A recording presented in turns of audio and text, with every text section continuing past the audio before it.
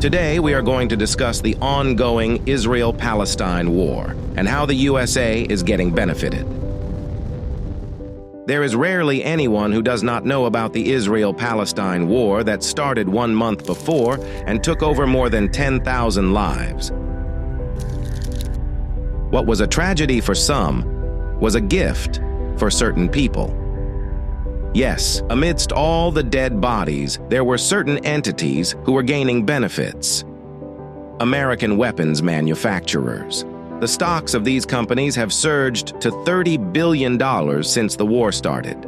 The two biggest contracts in America are General Dynamics and Raytheon. They have been informing investors unabashedly.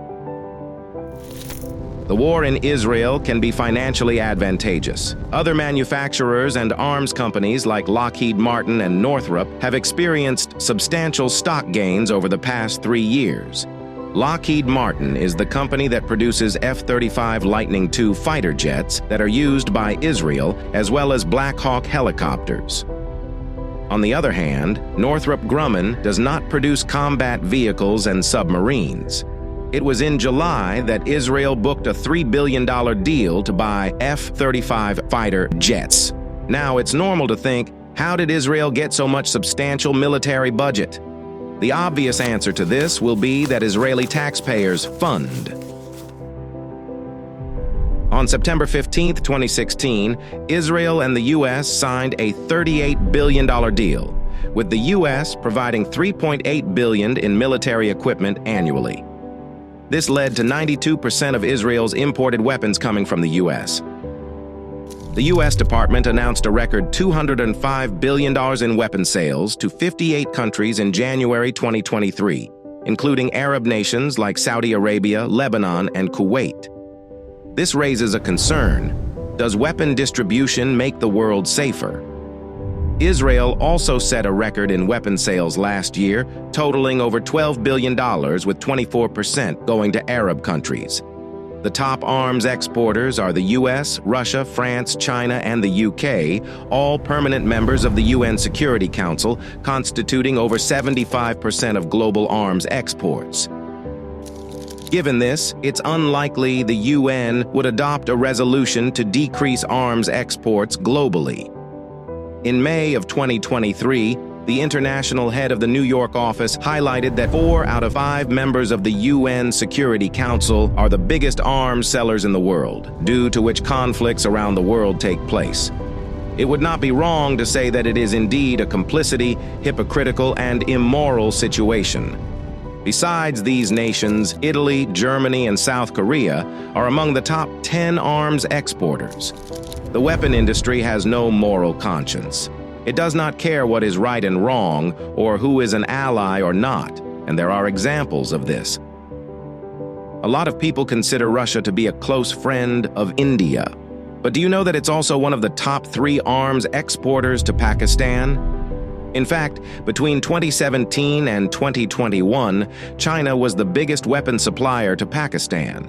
Then, the chain followed to Sweden, and then to Russia. Back in 2021, Russia pledged to provide more weapons to Pakistan, despite India's discomfort with it. Let's turn the discussion to weapon imports. India, Saudi Arabia, and Qatar are the top importers of weapons. The U.S. usually supports Israel, while China and Russia support the other side. But surprisingly, they all sell a lot of weapons globally.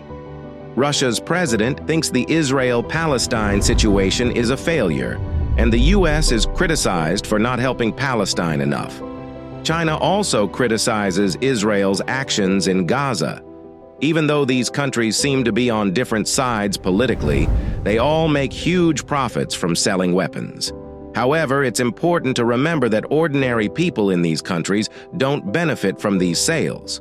Private companies like Lockheed Martin and Northrop Grumman are the ones making money. The irony is that taxpayers' money is often used to buy these weapons. Hundreds of billions of dollars of taxpayers' money are going into the pockets of these companies, which further are used for purchasing weapons.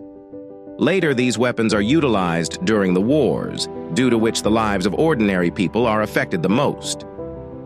When it comes to military expenditure, America spends the highest with $877 billion, followed by China at $292 billion and Russia at $86.4 billion. And as expected, yet again you can find the UK and France in the top 10 list, and hence, all 5 permanent members of the United Nations Security Council are secured on the list yet again.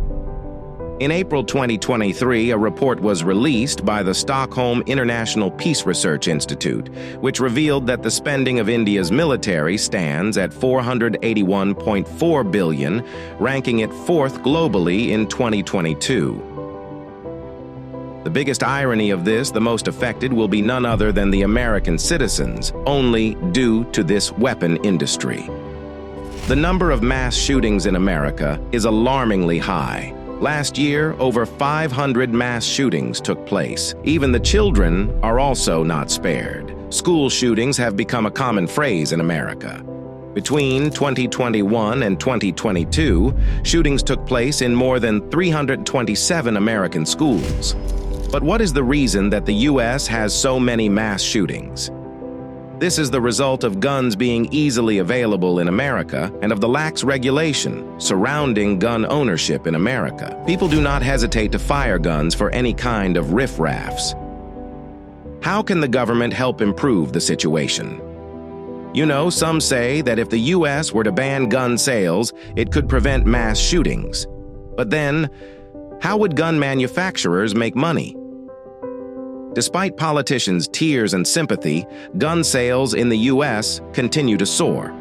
Between 2005 and 2006, they even tripled. And get this, Americans bought a staggering 16.6 million guns just last year.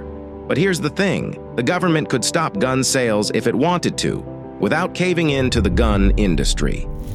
Take Australia, for example.